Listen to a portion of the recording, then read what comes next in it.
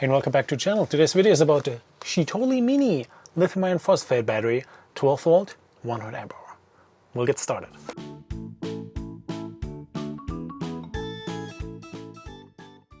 Hey and welcome back everyone. Thanks for watching again. This video is about this CHITOLI battery. And I'm looking here, CHITOLI. I'm looking at this battery right now here, different setup. It's not in the garage, it's not in my shop.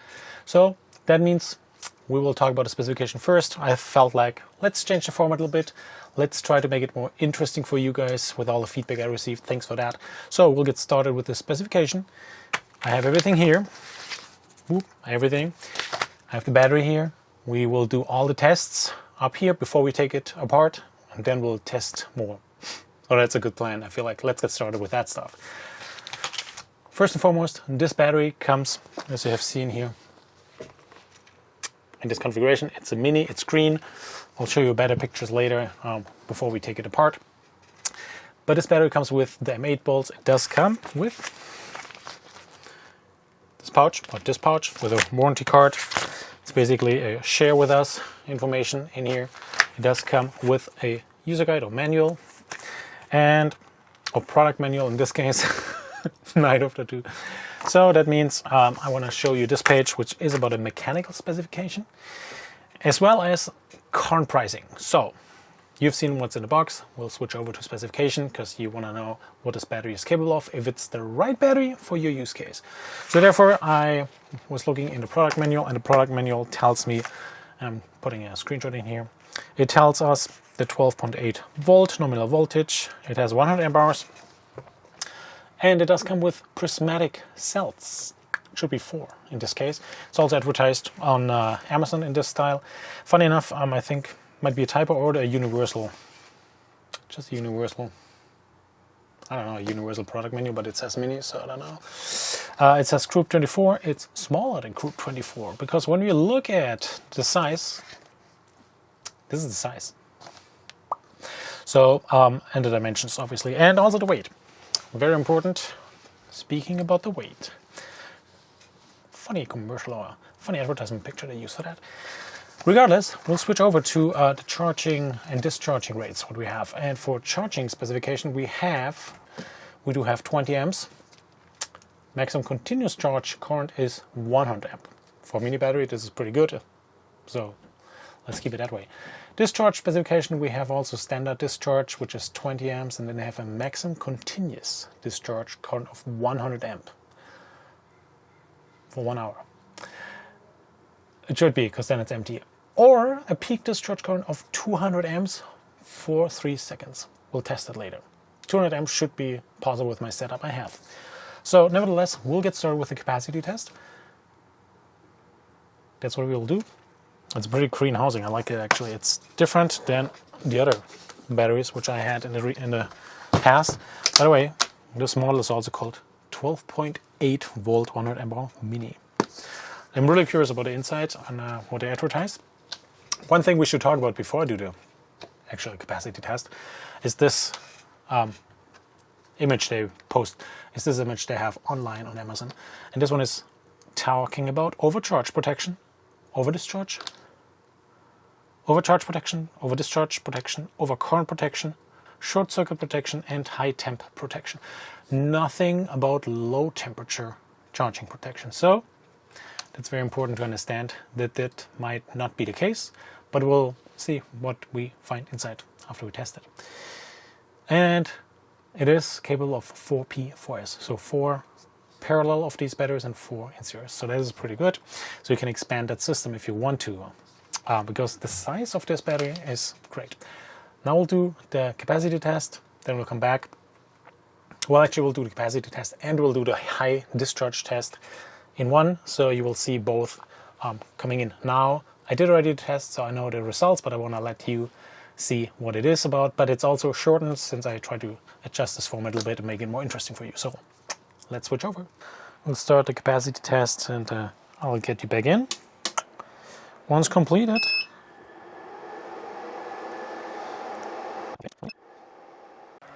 oh yeah, here we see it. Wow, yeah. We are at 101.93 amp hours, so the battery did pass the capacity test. Just putting it back on, charging it up. So we can do the high discharge test. This is good to see, and I'm happy for this mini battery. Let's continue. Okay, so now we're doing the high discharge test. And before I do that, I just want to make the comment. In the past, I always had this section very long, so I'll cut this very short, and I will only expose the maximum possible, what I was able to reach with my test setup on amps going out. So I hope this gives you the biggest value. And I think that's pretty much it. So I'll get started, and then you will see what I was able to maximum draw out of this battery.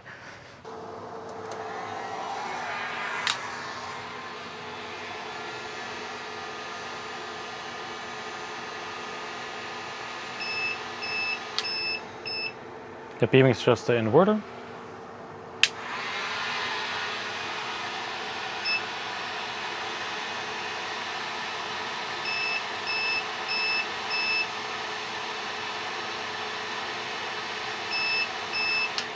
Okay, now you've seen both the capacity test and the high discharge test. Capacity test, it passed over 1 amp hour, perfectly fine, more than advertised with 100 amp hour. And the high discharge test, quite interesting. It does say 200 amps up to 3 seconds. Yes, it does work. You've seen it, 250 amp, but for more than 3 seconds it didn't stop. It actually didn't stop. I don't know when it would stop. So keep that in mind. You have to have a fuse, you have to have everything what's in regards of the wiring, that you have the right size and proper size, and you have a fuse in the system which basically backs you up, because that's definitely a lot of current going through this little battery. 250 amp is a lot. And it didn't even stop, so probably would go even higher. Keep that in mind. Now we'll go to the interesting part, which is the teardown. So let's get into that. All right, here we are with the teardown with the battery, and you can see it is a fairly small size battery or at least the housing is very small. Let me get you the exact measurements, because I was a little bit intimidated by the advertised information. So we do have a little bit less than 9. It's 5.5,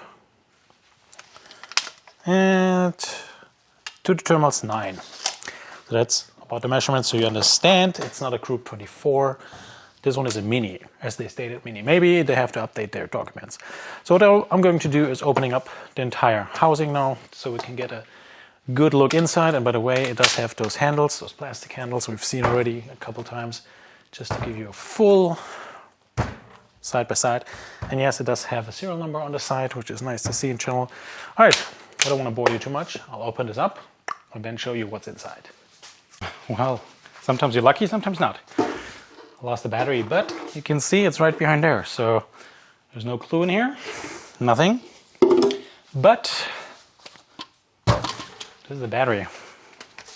High density foam all around here. We have something over here. And we have something over here. So let me get you closer. Sadly, I damaged a couple of wires. I have to reconnect them and see if we can get it work, so we can test our high temperature protection. So here we have the battery on the side laying. So this is the bottom position, this is the top. And we can see that we have the vents. They're all accessible, can breathe. But you can also see that we have a very little high density foam around the edges here to basically hold the battery in place and not move around. So it's a very tight space we're working with. You can see I damaged, while opening, I did damage the wires here, so I have to make sure they connected again. Nevertheless, we do have, and that's a pretty interesting different assembly here, we do have those bus bars. They do have the humps here, so they do actually, I hope you can see that they actually support the contraction and expansion. They just flipped around, I guess due to space, to make sure they don't hit the wall. I mean the plastic housing. You can see there are some solder blobs here, so hope you can see it here better. And when saying that, you can see those balance leads are just soldered on. And then we have, under this high density foam over here, we do have the balance leads to the BMS. And there's a lot of, I'll get there in a minute, there's a lot of wires up there. And that means when opening this up, at least in this direction, here you can see it, we do have good insulated 4 wires over here. We have actually 1 wire. Is it 2 wires? I think it's 2 or more. Quite interesting. I think at least 2, 3, 4 maybe even wires over there. And they do have an hydraulic crimp here and here. So we have 4 here. What I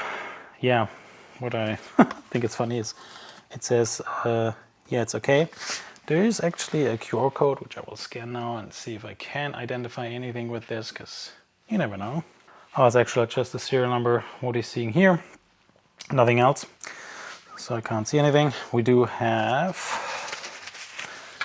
and you can see here, high density foam up here, so it's insulated.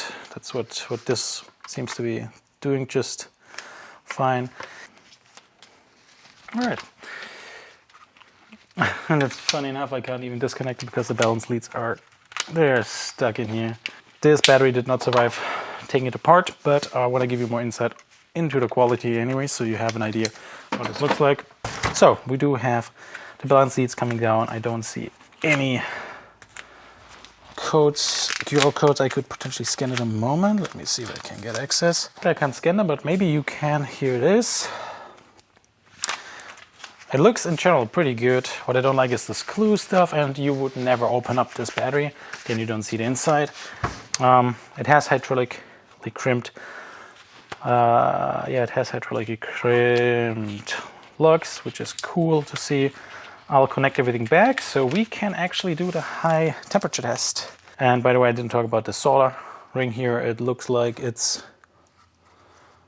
good connected. It looks like that's still soldering. I rather like to see actually the bolts here. That's my personal preference. And then everything is slapped on with epoxy board on top. What you haven't seen yet is the underside, and they are connected with those, it looks like aluminum, or is it plastic? No, it looks like plastic corner protectors here. And then we have the cells itself, and they have epoxy board in the middle as well. Just to point it out, I barely touched this, and it just came off, and I realized, let me here, and it just, where's the screwdriver here? It just showed me that this is a little band, which they welded on this groove basically. So laser welded terminals here, but they have laser welded some kind of foil or whatever that is. There we go. It's at least connected for now. I'll get the balance leads connected. Okay, I wanted to show you this as well because we have 4 12-gauge wires here as well. Don't get intimidated because I have to connect everything again.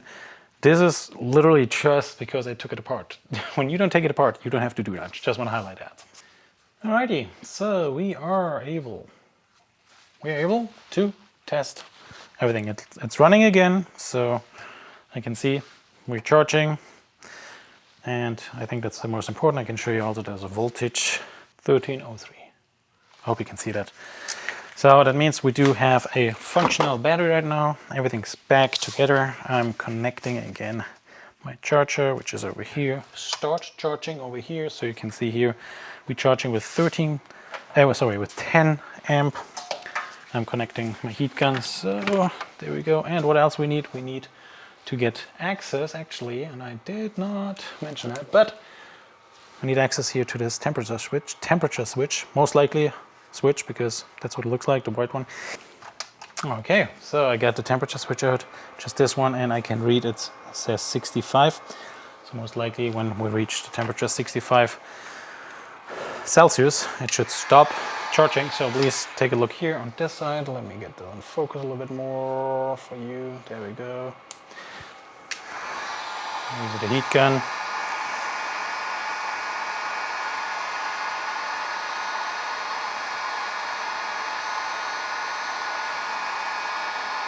And in case I didn't break it, it should still work. There we go. It stopped. Let's see. It should be coming back in a minute or second. Ideally. I just heard it. And it's back charging. So the next what I will do is just using some duster spray with intense cold temperature, just to see if it's a high temp switch, but it shouldn't.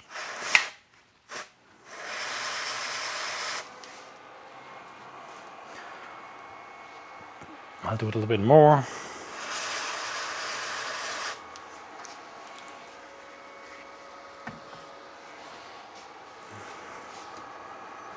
That's pretty much it. It's cold. Okay, what does it mean? No low temperature protection whatsoever as advertised. So I'm not surprised about that one, and I rather see it that way than the other way. All right, I did disconnect the balance leads, so we shouldn't have any issues here with power or whatsoever. So from underneath, there we go. So just regardless, so they used glue on the sides here. Entire battery pack, you can see it here. This one, it's packaged. Again, it took me longer than I thought it would be, but I hope this was helpful for you. You saw the quality of this battery, you saw what's inside, which is pretty cool, and you usually don't get to see that stuff. So let me know in the comment section what you think about this battery. It's a mini, so nice small housing, I love it. And I love to see those cells as well. Seems to be good quality from what I can tell. Let me know in the comment section below what you think about it. Overall quality, I do like. It's a Chinese battery, except for those solder blobs. I'm just not a fan of that. I want to say that and highlight that. Capacity test, it did pass. It has a high discharge test passed, or at least you saw, not passed, but you saw how much it's capable of. 250 and more probably. I love to see that in general, but I also love to see when they advertise it that it can go up to 200 for a couple of seconds. It should shut off out of safety reasons. But pretty much it. I hope you enjoyed the video. Like that video, subscribe to the channel if you want to see more stuff like that. Thanks for watching, everyone. Cheers!